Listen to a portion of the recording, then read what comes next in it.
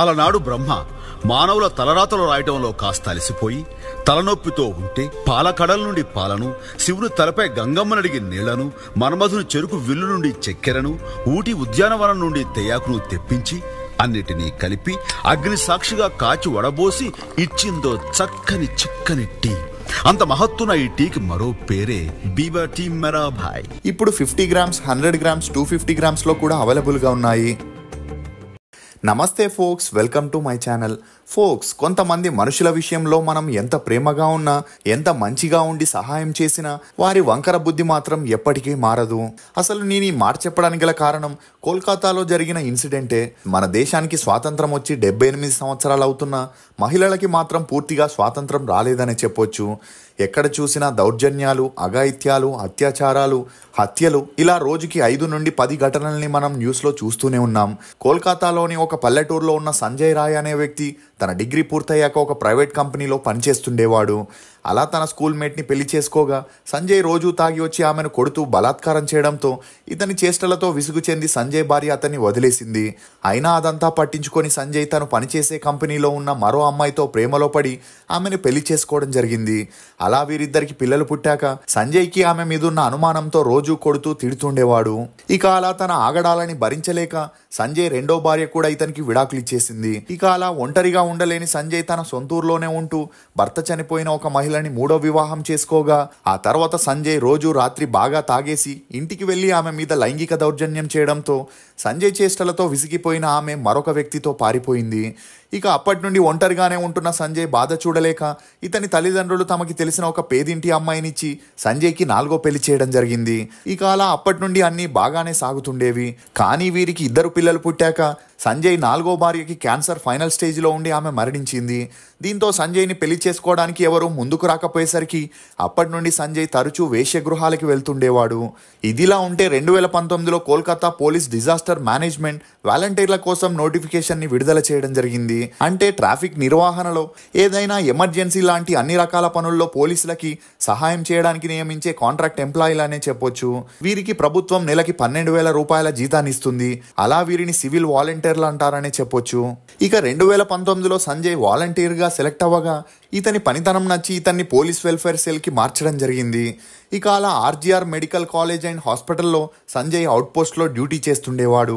అలా ఆ తర్వాత మద్యానికి బానిసైన సంజయ్ డ్యూటీ చేసే సమయంలో హెడ్ ఫోన్స్ పెట్టుకొని నీలి చిత్రాలు, బి గ్రేడ్ సినిమాలు చూస్తుండేవాడు.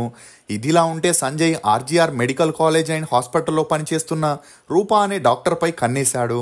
ఇక అలా కాలేజీలోని అన్ని క్యాంపస్లకి, హాస్పిటల్లో ఉన్న అన్ని బ్లాక్స్కి సంజయ్ నేరుగా వెళుతూ అనుమతి లేని చోట్లలో కూడా తిరుగుతుండేవాడు.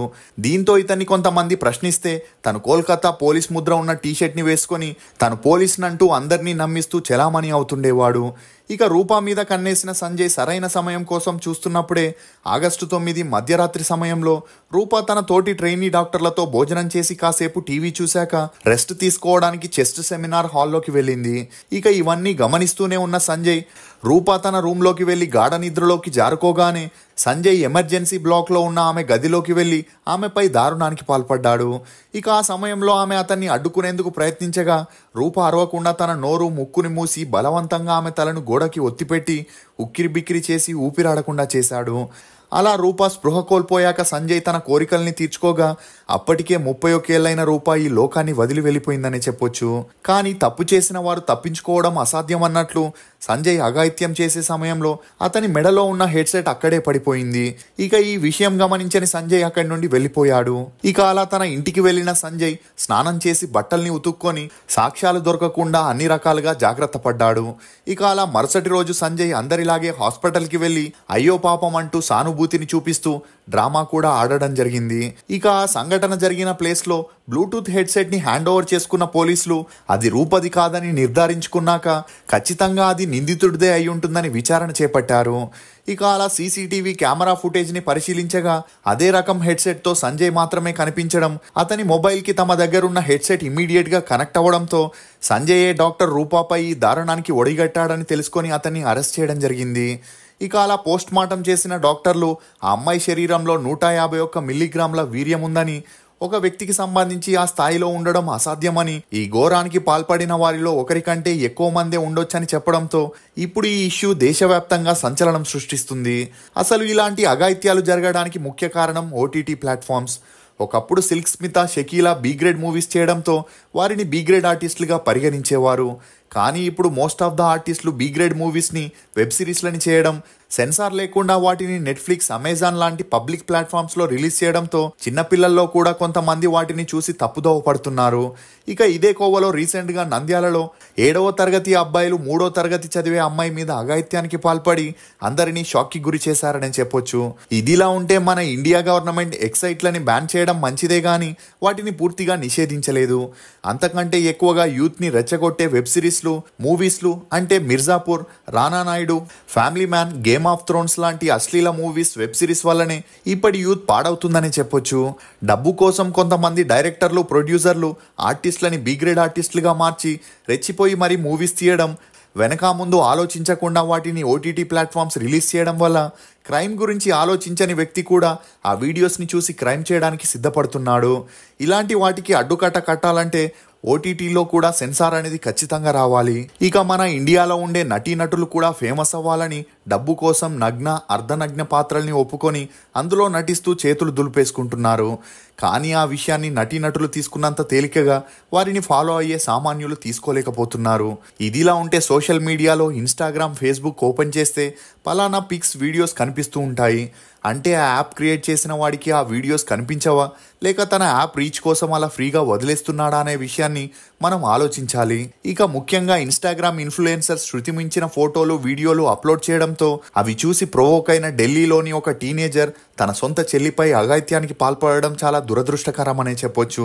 ఇదిలా ఉంటే పిల్లలు డిస్టర్బ్ చేయకూడదని తల్లిదండ్రులు పిల్లల చేతికి స్మార్ట్ ఫోన్స్ ఇచ్చి వారు తమ పనుల్లో బిజీ అవుతారు. ఇక ఆ పిల్లలకి ఎలాంటి ఆలోచన లేకపోయినా వారు ఆడే గేమ్స్ యాప్స్లో కానీ, చూసే వీడియోస్లో కానీ ఇప్పుడున్న అడ్వర్టైజ్మెంట్స్ వీడియోస్లో అశ్లీలత ఎక్కువగా ఉండటం వల్ల యాడ్స్ని చూసిన పిల్లల ఆలోచనలు కూడా తప్పుదోవ పట్టే అవకాశం ఉంది. ఇలాంటి ఘటనలు జరగకుండా ఉండాలంటే మొబైల్స్ని వారికి ఇచ్చే ముందు ఒకసారి మనం ఆలోచించాలి. ఇక ప్రతిరోజు మనం న్యూస్లో అమ్మాయిల మీద అఘాయిత్యాలు జరిగే ఇన్సిడెంట్స్ని కనీసం 5 నుండి 10 చూస్తూనే ఉంటాం. అలా చేసి దొరికిన సంజయ్ లాంటి వారిని కఠినంగా శిక్షించాలి కానీ మన సిస్టంలో ఉన్న లూప్ హోల్స్ వల్ల దొరికిన వాడు బలవుతున్నాడు, దొరకని వాడు తప్పులు చేస్తూనే ఉన్నాడు. ఇక ఈ విషయంపై భారతదేశంలో ఉండే డాక్టర్లు, స్టూడెంట్లు ఎంత స్ట్రైక్ చేసినా, సోషల్ మీడియాలో ఎంత ప్రొటెస్ట్ చేసినా పశ్చిమ బెంగాల్ ప్రభుత్వం మాత్రం ఈ కేసులో నత్తనడక నడుస్తుందనే చెప్పొచ్చు. ఇంతటి దారుణానికి పాల్పడిన సంజయ్ని వెంటనే కఠినంగా శిక్షించాలని, ఎన్నో ఆశలతో డాక్టర్ అవ్వాలని, అర్ధాంతరంగా ఈ లోకాన్ని వదిలి వెళ్ళిపోయిన రూపాగారి ఆత్మకి శాంతి చేకూరాలని ఆ దేవుడిని సిఆర్ వాయిస్ తరపున కోరుకుందాం. ఇది ఫోక్స్, కోల్కతా డాక్టర్ ఇన్సిడెంట్ లో జరిగిన కొన్ని నమ్మలేని నిజాలు. ఈ వీడియో మీద మీ అభిప్రాయాన్ని కమెంట్ సెక్షన్లో తప్పకుండా తెలియజేయండి. మేము చేసిన ఈ వీడియో మీకు నచ్చినట్లయితే ఒక లైక్ ద్వారా మీ సపోర్ట్ని మాకు తెలియజేయండి. రుచికరమైన మరియు ఆరోగ్యకరమైన బేబర్ టీ కోసం బేబర్ వెబ్సైట్కి వెళ్ళి మీకు నచ్చిన ఫ్లేవర్ని ఆర్డర్ చేసుకుంటారని ఆశిస్తూ, for more interesting videos please subscribe to CR voice. Thank you.